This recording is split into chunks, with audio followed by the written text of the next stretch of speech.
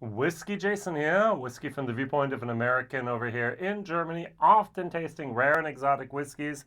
And I have a little bit of a mystery whiskey here for me. This popped up in a German shop here just about a week and a half ago. We have this nice little WhatsApp group in German where people talk about American whiskeys, bourbons, ryes, and so on. And it's like, did you see that new whiskey? And I was like, no. And then it was like, yeah, yeah. This is Old Forester, as you can read. This is Kentucky Straight Bourbon Whiskey, single barrel, 90 proof. I can't find any single barrels with 90 proof in this bottle design. If I go onto the Old Forester website, I have some with 100 proof. If I go onto YouTube, I see all these YouTubers at the moment talking about Old Forester single barrel proof.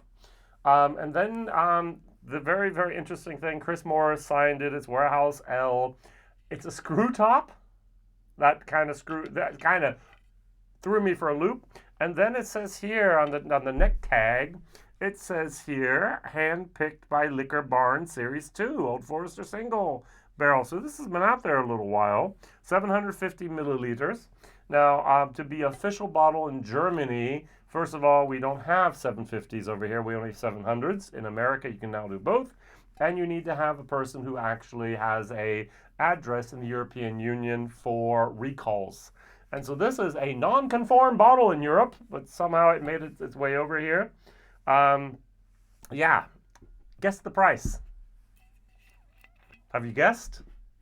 99 euros and 95 cents. That's like $110. I mean, the barrel proof for Old Forester, I might think about that. But 100 euros for a 90 proof single barrel from Old Forester. I only did it because I did a bottle share and I own 5 CLs of this. 70 CLs have been sent out to other people and they paid for it. And so I did it for the community. All right. So what am I going to compare it to? Now, I'm going to compare it to something else that we don't have over here in Europe normally. And this is part of the Whiskey Row series from Old Forester. This is the weakest link in the chain. This is the 1870. I like and prefer the 1897, the Bottled and Bond. I prefer the 1910 Double Oak. And I love the 1920. That's some good stuff. Every time someone goes to States and say, what should I buy? What should I buy, Jason? Buy the 1920 Old Forester. You can't go wrong and you can find it. And ask about a store pick. All right? So this is the original batch. So we have our nice little friend here, George Garvin Brown. He crafted the original small batch whiskey here. And yeah, back then it was 45%. And actually, due to Bottled and Bond, they went up to 50%. Interesting. I just did a podcast. We have something called Bourbon News Deutschland. My friend Kai and I, we do once a month a podcast, the only German speaking podcast about American whiskeys. And we talk every month about the new releases in Germany and the US, some of them, and about a background topic. And so our topic in September was Old Forester.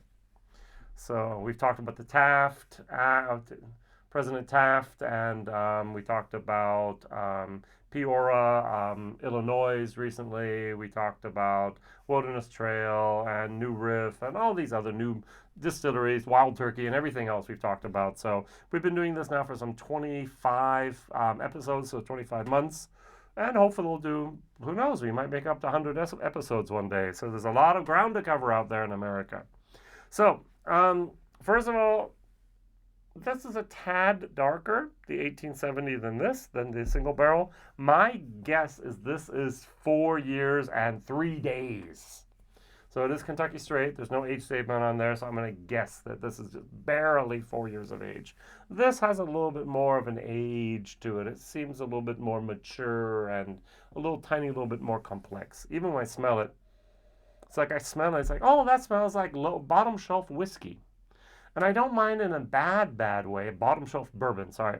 I don't mind it very insulting, but it's not great. If I smell this in comparison, it's like, oh, that's complex. I have brown sugar. I have some pecan pie. I have a little bit of tobacco leaves going on in here. It's good. Now, as I said, 1897, 1910, 1920, all three of those are much better than this. This is the weakest link, and yet it's still much, much better than a single barrel. The price of this in the UK is £45. The price of this is €100. So I can get 2 of these for the price of 1 of these. Why? Why would I buy this? I do not understand the prices at the moment here. All right, so let's try these. Both of them 45%. I could have gone for the Old Forester bourbon with 43% that we get over here. A 43% Old Forester is going to run you around €25. Or we could go to my favorite, the Old Forester 50 100%, 100 proof, and it's going to run you around 55, 58 euros. So almost double, more than double the price of the 43%. So I can get 4 bottles of the 43 for this price. I can get over 2 bottles of the 100 proof for this. What am I going to choose? Not this. All right. So good. Cheers.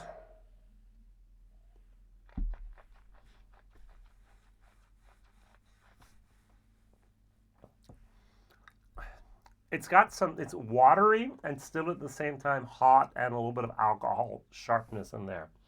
There is a tad bit of the brown sugar going on there. There's a tad of the pecan. There's a tad of the tobacco leaves. There's even a tiny little bit of that nuttiness. I mentioned the pecan, but it's not a wow whiskey. This is a C whiskey. On a bad day, it's going to be a C minus. Now, if I go over here to 1870, if any of you have any information about the single barrel program, there are these bottles. I've seen these bottles in single barrel, but I've never seen anything like this. Please tell me, is it just old? It took 5-10 years to get over here? What's going on? What is this? That would really, really help me a little bit to understand what we're talking about. Because sometimes we have the problem, I think it was like the, what was it, the Heaven Hill 8-year-old or something like that got its way over here. The George Dickel was an 8-year-old. In the States, $30, in America, and Germany, $100.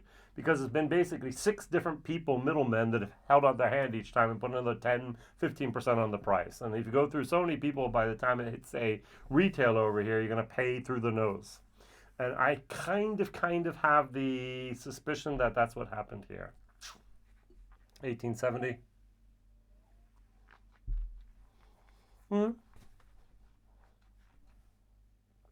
A solid, good whiskey. The viscosity is there. Officially Brown-Forman, which I didn't know, but I actually have in writing from Brown-Forman as an email, they do not chill filter any other products, which is very interesting. A lot of the distilleries in America do chill filter. Mixtures actually have for each and every one of their expressions a separate chill filtering concept where they actually, you take out a lot of the woodiness of the oak if you can chill filter properly, and that's what they do, especially with their older brands. But you also take out some of those fatty acids and those esters, and this is so much better. This is a C plus. It's not a B minus yet, it's a C plus, all right? So it's not a wow whiskey, but it's a darn good whiskey. And this just, and if I go back to this,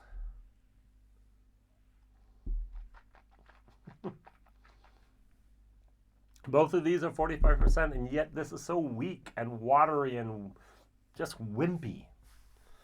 Now, then there's that alcohol sharpness towards the end where it just goes, it's cheap. This is not the product I would have put in a single barrel.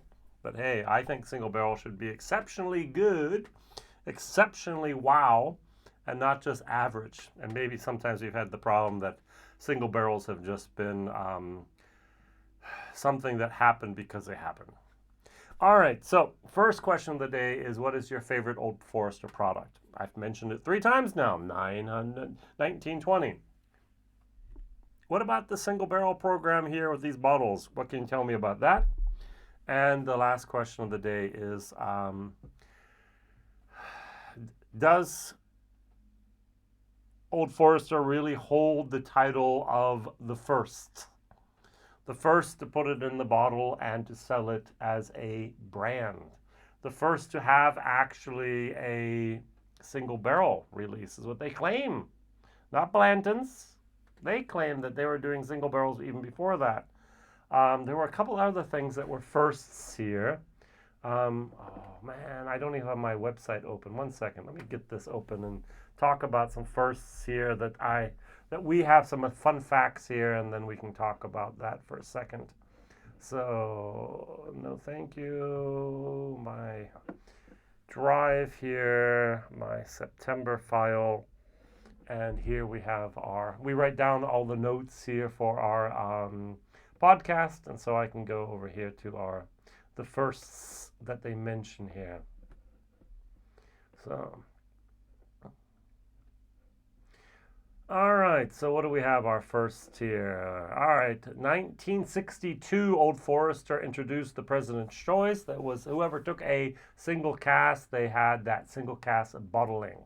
1941, Old Forester was the first distillery to completely switch their production to industrial alcohol due to World War II.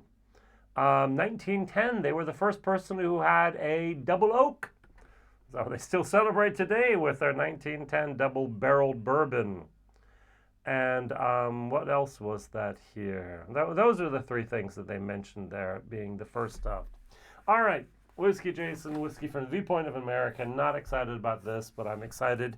And a tiny little thing that I liked was this says here the importer is Netherlands. So there's a slim chance that actually some of the Whiskey Row series might make it over to Europe, because when I was at the distillery last year and asked, they said, nope, not going to do it. But we do have at least one product that has made its way here. Hopefully more. Brown-Forman, send more Whiskey Row products over to Europe. That would be great, especially in the 1920. Even the 1910 would be nice. Thank you very much for watching, liking, subscribing, and telling others. Bye-bye.